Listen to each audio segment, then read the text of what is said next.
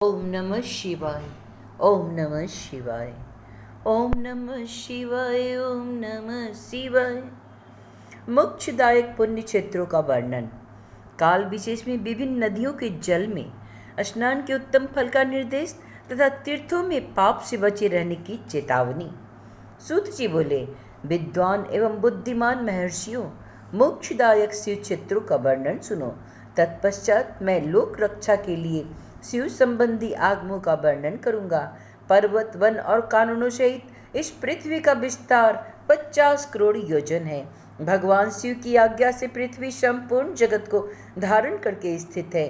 भगवान शिव ने भूतल पर विभिन्न स्थानों में वहाँ के निवासियों को कृपापूर्वक मोक्ष देने के लिए ही शिव क्षेत्र का निर्माण किया है। कुछ क्षेत्र ऐसे हैं जिन्हें देवताओं तथा ऋषियों ने अपना वास स्थान बनाकर अनुग्रहित किया है, इसलिए उनमें तीर्थत्व प्रकट हो गया है। तथा अन्य बहुत से तीर्थ क्षेत्र ऐसे हैं जो लोगों की रक्षा के लिए स्वयं प्रादुर्भूत हुए हैं।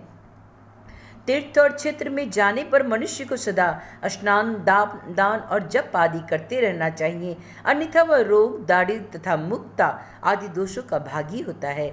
जो मनुष्य इस भारतवर्ष के भीतर मृत्यु को प्राप्त होता है, वह अपने पुण्य के फल से ब्रह्मलोक में वास करके पुण्य क्षय के पश्चात पुनः मनुष्य योनि में ही जन्म लेता है। पापी मनुष्य पाप करके दुर्गति में ही पड़ता है। ब्राह्मणों, पुण्य क्षेत्र में पाप कर्म किया जाए तो वह और भी दृढ़ हो जाता है। अतः पुण्य क्षेत्र में निवास करते समय सूक्ष्म से सूक्ष्म अथवा थोड़ा सा भी पाप न किया करे। सिंधु और सतलज नदी के तट पर बहुत से पुण्य क्षेत्र है। सरस्वती नदी परम पवित्र और 60 मुख वाली कही गई है, अर्थात उसकी 60 धाराएं हैं। विद्वान पुरुष सरस्वती की उन धाराओं के तट पर निवास करे तो वह क्रमशः ब्रह्म पद को प्राप्त कर लेता है। हिमालय पर्वत से निकली हुई पुण्य सलीला गंगा 100 मुख वाली नदी है।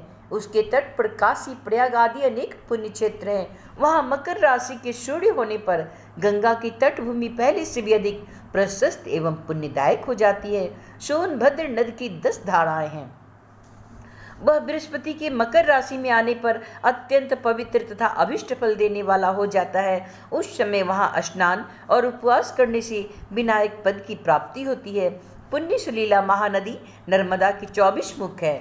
उसमें स्नान तथा उसके तट पर निवास करने से मनुष्य को वैष्णव पद की प्राप्ति होती है।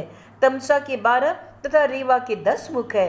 परम पुण्यमयी गोदावरी के 21 मुख बताए गए हैं। वह ब्रह्म हत्या तथा गोवध के पाप का भी नाश करने वाली है एवं रुद्र लोक देने वाली है। कृष्णवेणी नदी का जल बड़ा पवित्र है। वह नदी समस्त पापों का नाश करने वाली है। उसके 18 मुख बतलाए गए हैं तथा यह विष्णु लोक को प्रदान करने वाली है। तुंगभद्रा के 10 मुख है। वह ब्रह्मलोक को देने वाली है।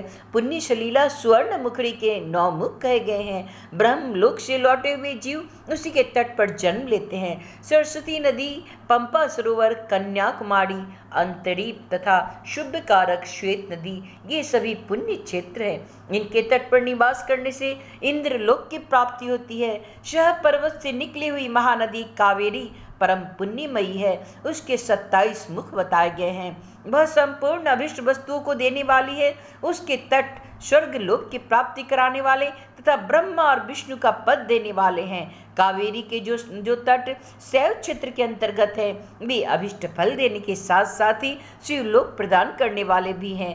नैमिषारण्य तथा बद्रिक आश्रम में सूर्य और बृहस्पति के मेष राशि में आने पर यदि स्नान करें तो उस समय वहाँ के भी स्नान, पूजन आदि को ब्रह्मलोक की प्राप्ति कराने वाला जानना चाहिए।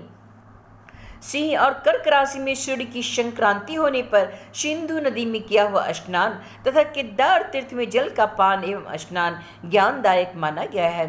जब बृहस्पति सिंह राशि में स्थित हो उस समय सिंह की संक्रांति से युक्त भाद्रपद मास में यदि गोदावरी के जल में स्नान किया जाए तो वह शिवलोक की प्राप्ति कराने वाला होता है। ऐसा पूरे काल में स्वयं भगवान शिव ने कहा था। जब सूर्य और बृहस्पति कन्या राशि में स्थित हो तब यमुना और सोनभद्र में स्नान करे। यह स्नान धर्मराज और गणेश जी के लोक में महान भोग प्रदान करने वाला होता है। यह महर्षियों की मान्यता है। जब सूर्य और बृहस्पति तुला राशि में स्थित हो उस समय कावेरी नदी में स्नान करे यह स्नान भगवान विष्णु के वचन की महिमा से संपूर्ण अभिष्ट वस्तु को देने वाला माना गया है। जब सूर्य और बृहस्पति वृश्चिक राशि पर आ जाए तब मार्गशीर्ष के महीने में नर्मदा के स्नान करने से श्री विष्णु लोक की प्राप्ति हो सकती है। सूर्य और बृहस्पति के धन राशि में स्थित होने पर सुवर्ण मुखरी नदी में किया हुआ स्नान शिवलोक प्रदान कराने वाला होता है। जैसा कि ब्रह्मा जी का वचन है, जब सूर्य और बृहस्पति मकर राशि में स्थित हो उस समय माघ मास में गंगा जी के जल में स्नान करना चाहिए। ब्रह्मा जी का कथन है, वह स्नान शिवलोक की प्राप्ति कराने वाला होता है। शिवलोक के पश्चात ब्रह्मा और विष्णु के स्थानों में सुख भोगने पर अंत में मनुष्य को ज्ञान की प्राप्ति हो जाती है। माघ मास में तथा सूर्य के कुंभ राशि में स्थित होने पर फाल्गुन मास में गंगा जी के तट पर किया हुआ श्राद्ध, पिंडदान अथवा तिलोदक दान पिता और नाना दोनों कुलों के पितरों को अनेक पीढ़ियों का उद्धार करने वाला माना गया है। सूर्य और बृहस्पति जब मीन राशि में स्थित हो तब कृष्णवेणी नदी में किए गए स्नान की ऋषियों ने प्रशंसा की है। उन महीनों में पूर्वोक्त तीर्थों में किया हुआ स्नान इंद्रपद की प्राप्ति कराने वाला होता है। विद्वान पुरुष गंगा अथवा कावेरी नदी का आश्रय लेकर तीर्थवास करे।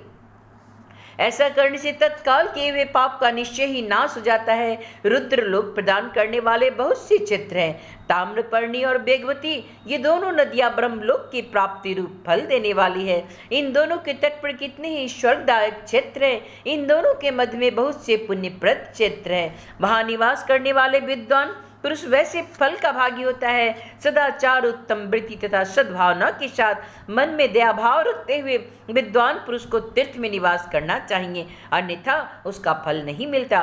पुण्य क्षेत्र में किया हुआ थोड़ा सा पुण्य भी अनेक प्रकार से वृद्धि को प्राप्त होता है तथा वहाँ किया हुआ छोटा सा पाप भी महान हो जाता है। यदि पुण्य क्षेत्र में रहकर ही जीवन बिताने का निश्चय हो तो उस पुण्य संकल्प से उसका पहले का सारा पाप तत्काल नष्ट हो जाएगा, क्योंकि पुण्य को ऐश्वर्यदायक कहा गया है।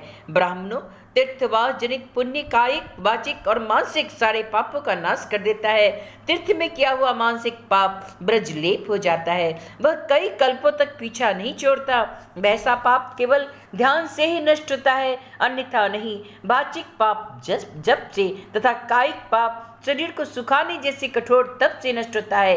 अतः सुख चाहने वाले पुरुष को देवताओं की पूजा करते और ब्राह्मणों को दान देते हुए पाप से बचकर ही तीर्थ में निवास करना चाहिए। ओम नमः शिवाय। ओम नमः